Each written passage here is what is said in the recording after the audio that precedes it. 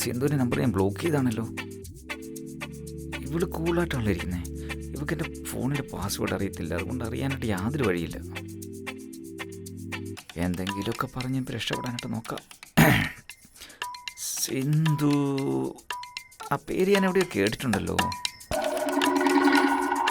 ഏതൊരു psycho Suresh phone ചെയ്തിരുന്നു. സിന്ധുവിന്റെ കല്യാണം അത്ര എല്ലാം ഓക്കെ ആണോ എന്നൊക്കെയാ ചോദിച്ചോണ്ടിരുന്നത്. ഓ, ആ സിന്ധു ആണോ? അവൾ എൻ്റെ പഴയ കമ്പനിയുടെ എംപ്ലോയിയാ.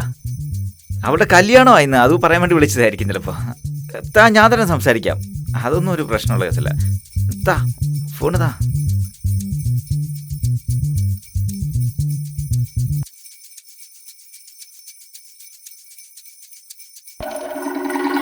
ബുദ്ധിയില്ലാത്ത സൈക്കോ.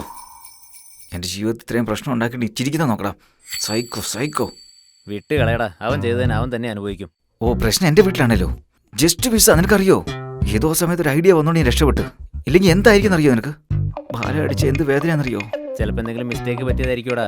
ഇനി അതൊന്നും റിപ്പീറ്റ് ആവില്ല. ഇല്ലടാ, നിനക്ക് ബാലയെക്കുറിച്ച് അറിയത്തില്ലാത്തണ്ടാ. ഞാൻ ഒന്നും മറയ്ക്കാതെ സിന്ധുവിനെ കുറിച്ച് അവളോട് പറഞ്ഞാലെന്ന് ആലോചിക്കുക. എടാ ദേവീത് അങ്ങനൊന്നും ചെയ്തേക്കല്ലേ. നീ എങ്ങാനും പറഞ്ഞാ പിന്നെ നിന്റെ കുഴി നീ തന്നെ കുഴിക്കുന്നത് പോലെയായിരിക്കും. അവൾ ഡയറിയൊക്കെ എഴുതുന്നുണ്ടടാ. അതിനകത്തൊന്നും മറയ്ക്കാതെ അവളോട് ഷെയർ ചെയ്യണമെന്ന് എഴുതിയിട്ടുണ്ട്. ഇപ്പം ഞാനല്ലാതെ വേറെ ആരെങ്കിലും ഈ കാര്യം അവളോട് പറഞ്ഞാലോ? നിനക്ക് മനസ്സിലായിട്ടില്ല, ഞാൻ നിനക്ക് ഡെമോ കാണിച്ചു തരാം. ലാപ്ടോപ്പോ? അങ്ങനെ അത് തന്നെയാടാ ഹാർട്ട് ബീറ്റ്.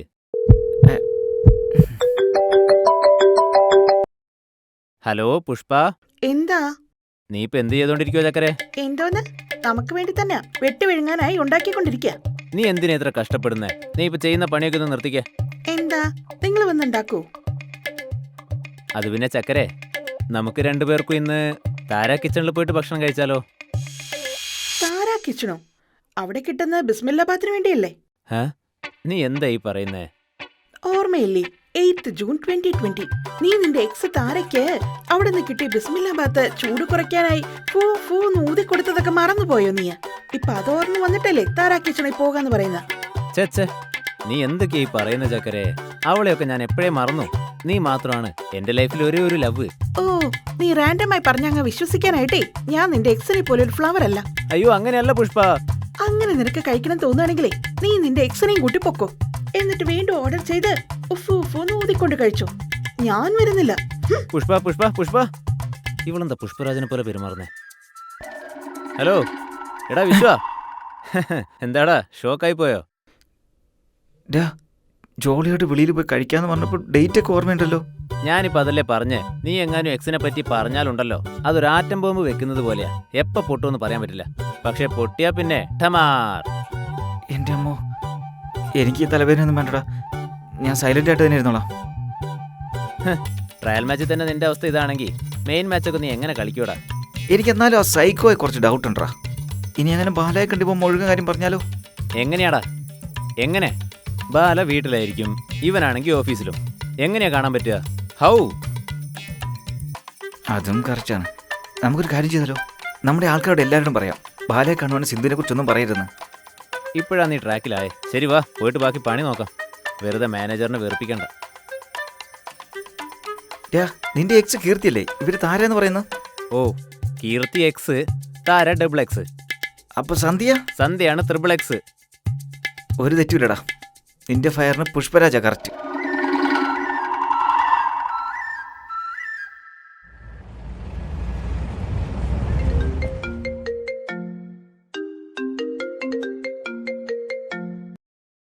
നിധി, എന്റെ പൊന്നോ, എന്താടി രാത്രിയിൽ ഫോൺ വിളിച്ചേക്കുന്നേ? I'm so happy D.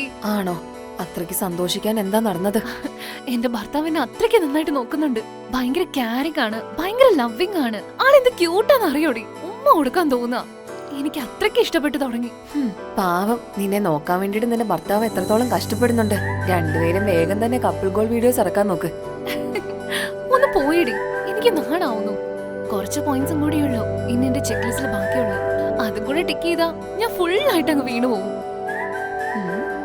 Just waiting for that moment eagerly. വേഗം തന്നെ കുഞ്ഞുങ്ങൾ ഉണ്ടാവാൻ വേണ്ടിട്ട് ആശീർവദിക്കുന്നു. Happy for you baby. Nidhi, അമ്മ വിളിക്കുന്നുണ്ട്, ഞാൻ നിന്നെ ഇപ്പൊ തിരിച്ചു വിളിക്കാം. ശരി, എനിക്ക് ഈ ഷിഫ്റ്റിന് ടൈമായി. ബൈ. Okay bye. എന്താ അമ്മ, ഇത്ര ദിവസം കഴിഞ്ഞാണ് അമ്മയുടെ മോളുടെ ഓർമ്മ വന്നത്? നീ എന്താ ഇങ്ങനെയൊക്കെ പറയുന്നേ? നിന്നെ ഓർക്കാത്ത ഒരു നിമിഷം പോലും ഇല്ല. എന്റെ കാര്യം വിട്. നിന്റെ അച്ഛൻ നീ വീട്ടിൽ തന്നെ ഉണ്ടെന്ന് കരുതി വീട്ടിൽ കയറി വന്ന ഉടനെ തന്നെ സുന്ദരി സുന്ദരി എന്ന് വിളിച്ചുകൊണ്ടിരിക്കുക പാവം. അതൊക്കെ ഇരിക്കട്ടെ, എപ്പോഴും നിന്നെ കുറിച്ച് പറഞ്ഞാ മതിയോ? മരുമോന്റെ വിശേഷമൊക്കെ എന്തുണ്ടെന്ന് പറ. അവിടെ എല്ലാം സെറ്റായോ നിനക്ക്? ഇവിടെ എല്ലാം സെറ്റായി അമ്മേ, ഞങ്ങള് ഭയങ്കര ഹാപ്പിയാ. ഈശ്വരാ. അതിരിക്കട്ടെ, അച്ഛന്റെ സർജറിയുടെ ഡേറ്റ് പറഞ്ഞോ? ആ, അതൊക്കെ പറഞ്ഞു. ഓപ്പറേഷന്റെ ചെലവിന്റെ എസ്റ്റിമേഷൻ പോലും തന്നു കഴിഞ്ഞു. ഇപ്പൊ അതിനെക്കുറിച്ച് ചിന്തിക്കുന്നേ. നമ്മൾ എപ്പിരിക്കുന്ന വീട് വിറ്റാ സർജറിക്കുള്ളത് റെഡിയാകും. വീട് വിറ്റാ നിങ്ങൾ എവിടെ താമസിക്കും? അതിനിപ്പോ എന്താ പ്രശ്നം? വാടക വീട് നമുക്ക് പുതിയ കാര്യമൊന്നും അല്ലല്ലോ. ഈശ്വരാനുഗ്രഹത്ത അച്ഛന്റെ സർജറി ഒരു കോംപ്ലിക്കേഷനും ഇല്ലാതെ തീർന്നു കിട്ടിയ സന്തോഷത്തോടെ സമാധാനമായി ജീവിക്കാൻ പറ്റും. ബാക്കി കാര്യങ്ങളൊക്കെ സിദ്ധു നോക്കിക്കോളും. ബാല, നീ ലൈനിൽ തന്നെ ഇല്ലേ? നോക്കുമോളെ, നീ ഇതിനെക്കുറിച്ചൊന്നും ചിന്തിച്ചോണ്ടിരിക്കരുത്. ഇതെല്ലാം ഞാനും അച്ഛനും ചേർന്ന് നോക്കിക്കൊള്ളാം. നീ സന്തോഷായിരുന്നാ മതി മോളെ. ശരി അമ്മ. ശരി മോളെ, ഞാൻ വെക്കട്ടെ എന്നാ. ബൈ.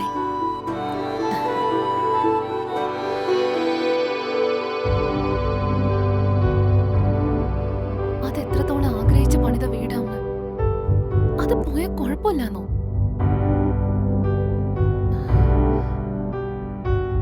എനിക്ക് എന്തെങ്കിലും ചെയ്യാൻ പറ്റിയിരുന്നെങ്കിൽ കൊള്ളായിരുന്നു.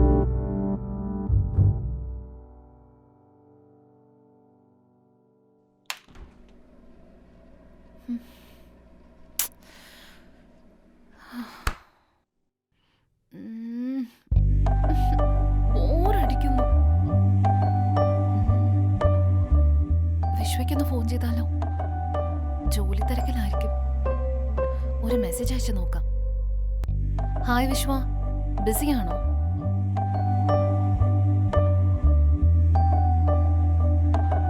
പാവം ബിസിയാണെന്ന് തോന്നുന്നു, മെസ്സേജ് കണ്ടിട്ടില്ല.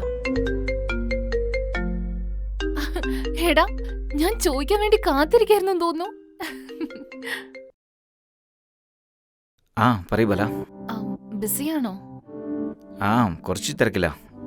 ഇല്ല പറ, എന്താന്ന് പറ. ബിസിയാണെങ്കിൽ കുഴപ്പമില്ല, കഴിഞ്ഞിട്ട് വിളിച്ചാ മതി. ഇവിടെ എപ്പോഴും ജോലിയുള്ളതല്ലേ. പറ, എന്തിനാ വിളിച്ചെന്ന് പറ. അതൊന്നുമില്ല, വീട്ടില് ഒറ്റയ്ക്കായതുകൊണ്ട് ബോറടിക്കുക. മാത്രമല്ല നല്ല വിശപ്പും ഉണ്ട്. എനിക്ക് എന്തെങ്കിലുമൊക്കെ കഴിക്കണമെന്നുണ്ട് വിശ്വ. എന്തെങ്കിലും ഓർഡർ ചെയ്യട്ടെ? ഇല്ലല്ല, വേണ്ട, ഞാൻ മാഗി ഉണ്ടാക്കി കഴിച്ചോളാം. ശരി, ബൈ. ഓർഡർ ചെയ്യാണ് പോലും, അതെനിക്ക് അറിഞ്ഞൂടെ. എനിക്ക് കഴിക്കാൻ തോന്നുന്നു പറഞ്ഞാൽ ഒരുമിച്ച് കഴിക്കണമെന്നാണ് മണ്ട. എല്ലാം ബിഗിനർ മിസ്റ്റേക്സാ. എന്തോ ഒരു ബൈ പോലും പറയാതെ കട്ട് ചെയ്തേള്. എന്നാലും നിന്റെ കെട്ടിയോൾ ആദ്യമായിട്ട് ഫോൺ ചെയ്ത് കഴിക്കാൻ എന്തെങ്കിലും വേണമെന്ന് പറയുമ്പോൾ ഓർഡർ ചെയ്തരാന്നാ പറയുന്നേ. ഛേ, നിനക്ക് ബുദ്ധിയായില്ലടാ.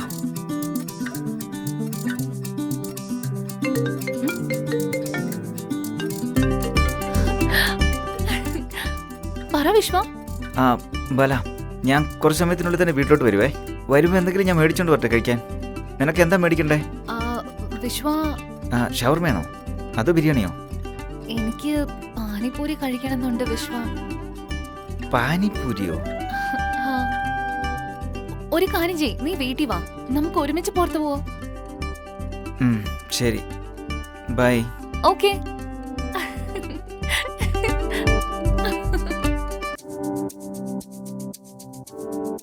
എന്താടാ ഇത്, ബാഗൊക്കെ പാക്ക് ചെയ്ത് പോവാൻ നോക്കുക. സമയം 4:30 ആവുന്നേ ഉള്ളൂ. പാലയ്ക്ക് പാനിപൂരി കഴിക്കണമെന്ന് ആദ്യം മേടിച്ചു കൊടുക്കാൻ പോവാ. ഓഹോ, ആ പാനി അമോഘം, ആ പൂരിയും അമോഘം, മൊത്തത്തിൽ പറഞ്ഞാൽ മഹാ അമോഘം. പുതുതായിട്ട് കല്യാണം കഴിഞ്ഞല്ലേ, കുറച്ചുനാൾ ഇങ്ങനെയൊക്കെ ഉണ്ടാവും. ഞങ്ങളെ കണ്ട് അസൂയപ്പെടുന്നതിന് പകരം നിന്റെ കുട്ടികളെ വിളിച്ചോണ്ട് പോടാ. താര കിച്ചൻ. ആ എടാ, ആ ആ സൈക്കോ സുരേഷ് ചോദിച്ചാ പാനിപൂരി കഴിക്കാൻ പോയതാണെന്ന് പറയണോ?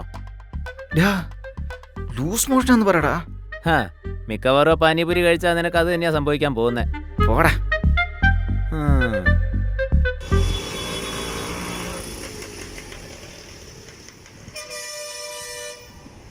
ചേട്ടാ കുറച്ചുകൂടെ ഓണിയൻ ഇടുവോ?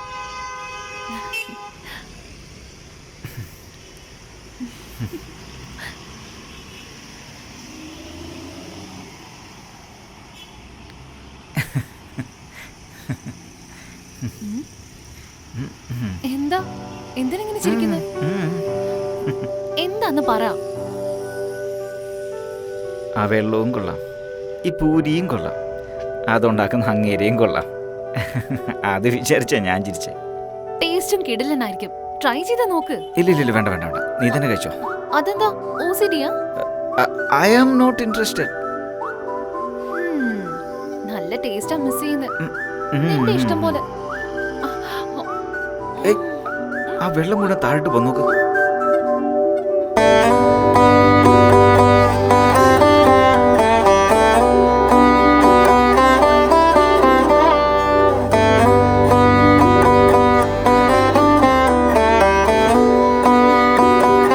നീ തന്നെ പറയുക.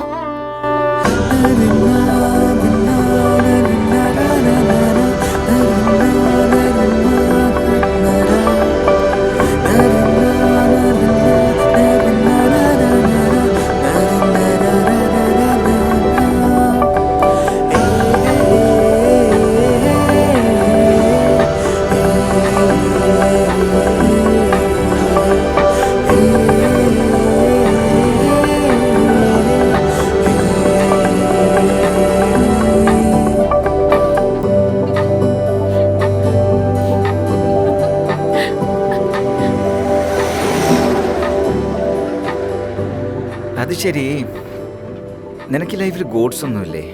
അതായത് കുറച്ച് കഴിഞ്ഞിട്ട് എങ്ങനെ ഉണ്ടാവണം, അങ്ങനെ ആവണം. പെർട്ടിക്കുലറായിട്ട് ഇത് തന്നെയാണെന്നൊന്നുമില്ല. പക്ഷെ കുട്ടിക്കാലത്ത് ടീച്ചർ എന്നോട് ചോദിക്കുമ്പോ IAS ആവണമെന്ന് പറയാറുണ്ടായിരുന്നു. IPS. ഹാ? എന്നോട് ചോദിച്ച IPS എന്ന് ഞാൻ പറഞ്ഞേ. പക്ഷെ ഇപ്പൊ നോക്ക്, IT ജോലി ചെയ്തോണ്ടിരിക്കുക. ലൈഫ് എന്ന് വെച്ചാലേ അങ്ങനെ വിശ്വം. ആഗ്രഹിച്ചത് കിട്ടിയില്ലെങ്കിൽ നടക്കുന്നതൊക്കെ അക്സെപ്റ്റ് ചെയ്ത് ലൈഫ് എൻജോയ് ചെയ്യണം. ചിലപ്പോഴൊക്കെ അത് ശരിക്കും ബ്യൂട്ടിഫുൾ ആയിരിക്കും. സത്യത്തിൽ എനിക്കിപ്പോഴും അത് മനസ്സിലാവുന്നത്. That's true. പക്ഷെ എനിക്ക് പെർട്ടിക്കുലറായിട്ട് ഒരു കാര്യമുണ്ട്. എന്റെ ലൈഫില് എനിക്ക് വേണ്ടി ഒരുപാട് ചെയ്തെന്ന് എന്റെ പേരൻസിനെ പ്രൗഡ് ആക്കണമെന്നുണ്ട്. എന്നെങ്കിലും ഒരിക്കൽ ഞാനത് ചെയ്തിരിക്കും. പ്രൗഡ് എന്താ ഉദ്ദേശിക്കുന്നേ? പ്രൗഡ് എന്ന് വെച്ചാ ഇപ്പൊ നീ നിന്റെ മുത്തശ്ശിയും അച്ഛനെയൊക്കെ നന്നായിട്ട് നോക്കുന്നില്ലേ? അതായത് അവർക്ക് പ്രായമായതിനു ശേഷം അവരുടെ റെസ്പോൺസിബിലിറ്റീസ് നീ ഏറ്റെടുത്തിട്ട് അവരെ നന്നായിട്ട് നോക്കുമ്പോ ഏത് പാരന്റ്സ് ആണെങ്കിലും പ്രൗഡായിട്ട് ഫീൽ ചെയ്യില്ലേ? പക്ഷെ അതൊക്കെ ഞങ്ങളെ പോലത്തെ പെൺപിള്ളേർക്ക് പറഞ്ഞ കാര്യമല്ല. ഏതൊരു പെണ്ണിനും അവളുടെ വീട്ടുകാർക്ക് വേണ്ടിയിട്ട് എന്തെങ്കിലുമൊക്കെ ചെയ്യണമെന്ന് ആഗ്രഹിക്കും. പക്ഷെ ഇങ്ങനെ കല്യാണം കഴിച്ച് മറ്റൊരു വീട്ടിലേക്ക് പോയിട്ട് ആ ഡ്രീംസ് ഒക്കെ അങ്ങ് മറക്കുകയും ചെയ്യും. അത് ശരി, നിന്റെ അച്ഛനിപ്പോ സർജറി ഇല്ലേ? ഇപ്പൊ ആ സർജറിയെ ഞാൻ ഇല്ല, ഇപ്പൊ നമ്മൾ രണ്ടുപേരും കൂടി ചേർന്ന് നടത്തുകയെന്ന് വെച്ചോ. അപ്പൊ നിന്റെ ഡാഡി പ്രൗഡ് ആൻഡ് ഹാപ്പി, നീയും ഹാപ്പി ആയിട്ടല്ലേ ഫീൽ ചെയ്യുന്നത്? എന്റെ മൈൻഡിലും അത് തന്നെയാണ്. But no. ഓ, നിന്റെ അച്ഛനെ ഞാനിപ്പോ കാശ് ചെലവാക്കുന്നതുകൊണ്ടുള്ള ഈഗോ ആണല്ലേ? അങ്ങനെയൊന്നുമല്ല. നിന്നോട് ഞാനിപ്പോ എങ്ങനെയാ പറയാ? ഇപ്പൊ എനിക്ക് വിശക്കുന്നുണ്ടെന്ന് പറഞ്ഞ് നീ കഴിച്ച എന്റെ വിശപ്പ് മാറുമോ? മാറില്ലല്ലോ. മനസ്സിലായില്ലല്ലോ. അതിപ്പോ കൃത്യസമയത്താണെങ്കിൽ വേർഡ്സും കിട്ടുന്നില്ല. ആ, സെൽഫ് സാറ്റിസ്ഫാക്ഷൻ. ഇപ്പോഴേ എന്റെ പാരന്റ്സിന് വേണ്ടിയിട്ട് എന്റെ സ്വന്തം കാശ് കൊണ്ട് എന്തെങ്കിലും ചെയ്യുമ്പോഴേ എനിക്ക് സാറ്റിസ്ഫാക്ഷൻ കിട്ടും. പക്ഷേ അതിനൊരു ജോലി വേണ്ടി വരില്ലേ? ഇപ്പൊ കല്യാണം കഴിഞ്ഞതല്ലേ ഉള്ളൂ. കുറച്ച് ദിവസം കഴിഞ്ഞ് ജോബിന് ട്രൈ ചെയ്യാം.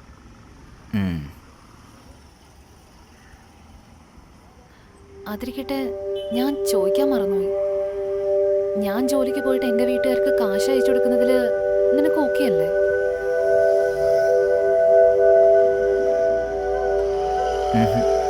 ഓക്കെ അല്ല. എനിക്ക് ഡബിൾ ഓക്കെയാ. ഇല്ല, ഞാനാരാ? നിന്നോട് അത് ചെയ്യരുത് ഇത് ചെയ്തെന്നൊക്കെ പറയാനായിട്ട്? ഐ എം യുവർ ഹസ്ബൻഡ് യാർ. നീ ചെയ്യുന്നതൊക്കെ തടുക്കാനായിട്ട് ഞാൻ നിന്റെ നെക്ക് ബാൻഡ് ഒന്നുമല്ല, മനസ്സിലായോ? ഇങ്ങോട്ട് നോക്ക്.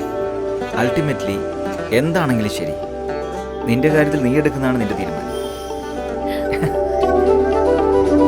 എന്തിനാ എന്റെ permission?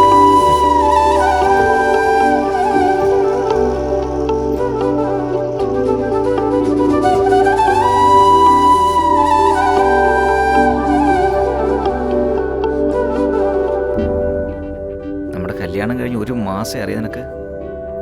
1 മാസം? എനിക്ക് ഇപ്പൊ നടന്നു കഴിഞ്ഞ പോലെ തോന്നുന്നത്. എനിക്കും അങ്ങനെ തന്നെയാ തോന്നുന്നത്. ഞാൻ ഇൻസ്റ്റഗ്രാമിൽ ഒരു പോസ്റ്റ് കണ്ടായിരുന്നു. Time flies when you are with your loved one. സത്യമാണല്ലേ അത്? അതെ, അത് സത്യം. എന്താണെങ്കിലും ഇവരൊക്കെ പറയുന്നത് കറക്റ്റ് ആണല്ലേ? Arrange marriages are best. നമുക്ക് എങ്ങനെയുള്ള ആൾക്കാരെ കൊണ്ടുവരണമെന്നുള്ള അവർക്ക് മാത്രമേ അറിയുള്ളൂ. അതെന്താ? Why not love marriages? Arrange മാരേജിനേക്കാളും ലവ് മാരേജ് ആണ് കൂടുതൽ ബ്യൂട്ടിഫുൾ ആയിരിക്കുക. അങ്ങനെയൊന്നും ഉണ്ടാവില്ല. അതെന്താ? ഉണ്ടാവില്ല എന്ന് പറയുക ഞാൻ. അതാ ചോദിച്ചേ, എന്തുകൊണ്ട് ഉണ്ടാവില്ല? എൻ്റെ എക്സ്പീരിയൻസ് കൊണ്ട് പറയാം, ലവ് മാരേജ് അത്ര സുഖമുള്ള കാര്യമല്ല. എന്ത്? അത് പിന്നെ ഓൾറെഡി എക്സ്പീരിയൻസ് ആയി കഴിഞ്ഞാൽ പിന്നെ അതിനകത്ത് കിക്കില്ലല്ലോ. അതിന് അറേഞ്ച് മാരേജ് ആണെങ്കിൽ 2 പേർക്കും പുതിയതല്ലേ. പതുക്കെ പതുക്കെ നമ്മൾ ഒരാളെ മനസ്സിലാക്കി പോകുന്നത് എത്ര സുന്ദരമാണല്ലേ. ആ ഫീൽ തന്നെ ഒരു വ്യത്യാസമാണ്, അറിയോ? 2 പേർക്കും ഒരേ തോട്ട്സ് ആണെങ്കിൽ കുഴപ്പമില്ല. അല്ലെങ്കിലോ? Arrange marriages are ending up in divorces. അതിപ്പോ ലവ് മാരേജ് ആണെങ്കിലോ 2 പേരും പരസ്പരം നന്നായിട്ട് മനസ്സിലാക്കി കാണും.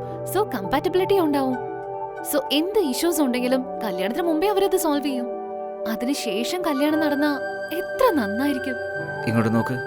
ലവ് മാരേജസ് ആർ സ്കേറി ബല. എന്താന്ന് വെച്ചാൽ കല്യാണത്തിന് മുമ്പ് എല്ലാം അറിഞ്ഞിട്ട് ട്രയൽസ് നോക്കുന്ന പോലെയാ അത്. ഇല്ല, ഇതെന്തോ കല്യാണമാണോ അതോ തുണിക്കടയിൽ വല്ല തുണി മേടിക്കുന്ന പരിപാടിയാണോ? ജസ്റ്റ് ഒരു ഒക്കേഷന് ഡ്രസ്സ് എടുക്കണമെങ്കിൽ പോലും നമ്മൾ വീണ്ടും വീണ്ടും വീണ്ടും വീണ്ടും ട്രൈ ചെയ്യും.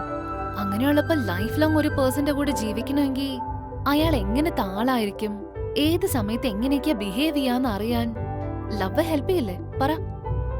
ഇപ്പോ കല്യാണത്തിന് ശേഷം ഡിവോഴ്സ് എന്ന് പറഞ്ഞ സാധനം ഉള്ള പോലെ ലവിന് ബ്രേക്കപ്പ് ഒന്നും ഉണ്ടാവുമല്ലോ. ആ, ഉണ്ടാവുമല്ലോ. പക്ഷെ ലവില് ബ്രേക്കപ്പ് ആയ 2 ഇൻഡിവിജ്വൽസ് മാത്രമേ വിഷമിക്കുള്ളൂ.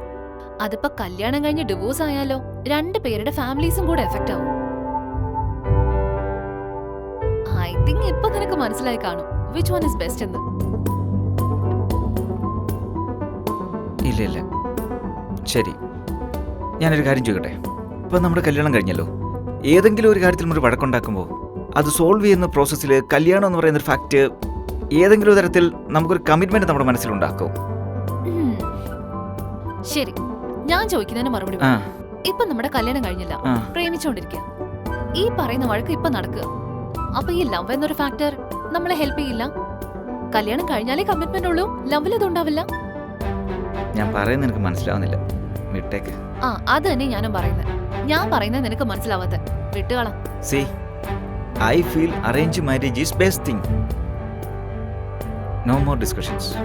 നീ എന്ത് പറഞ്ഞാലും ശരി, I feel love marriage is the best in its own വേ. നിന്റെ അടുത്ത് വെറുതെ സംസാരിച്ചിട്ട് കാര്യമില്ല. നോക്ക് സമയം എത്രയെന്ന്. ആദ്യം നീ കിടന്നുറങ്ങാൻ നോക്ക്.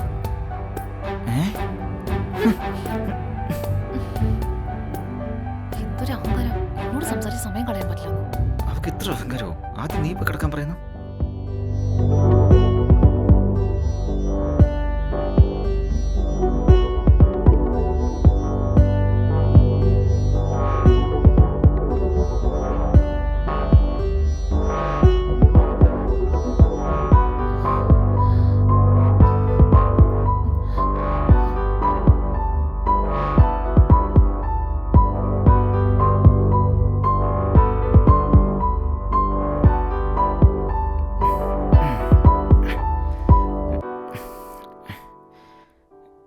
ഉറങ്ങില്ല അവള്.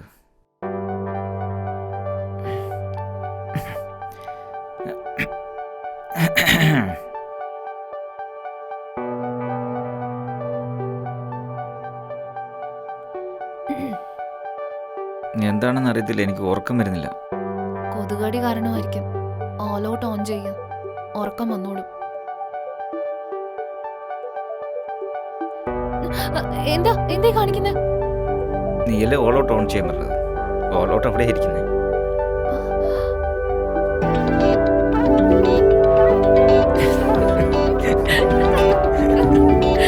വേണ്ടല്ലോ.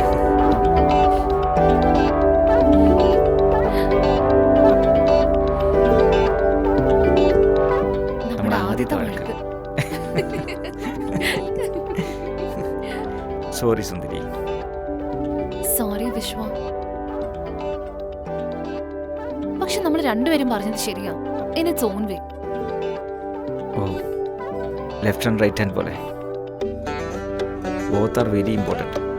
അത് രണ്ടും കൂടെ മുട്ടിച്ച ഉണ്ടാവുന്ന ശബ്ദം ഒന്ന് തന്നെയാ, ചെയ്യുന്ന പണിയും ഒന്ന് തന്നെയാ. Perfect.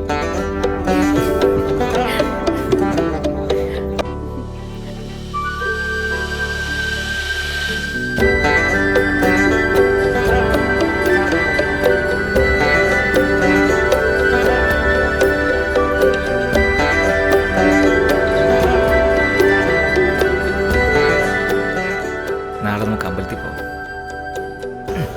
It's A special day. എന്ത് സ്പെഷ്യൽ? അത് ഞാൻ നാളെ പറയാം.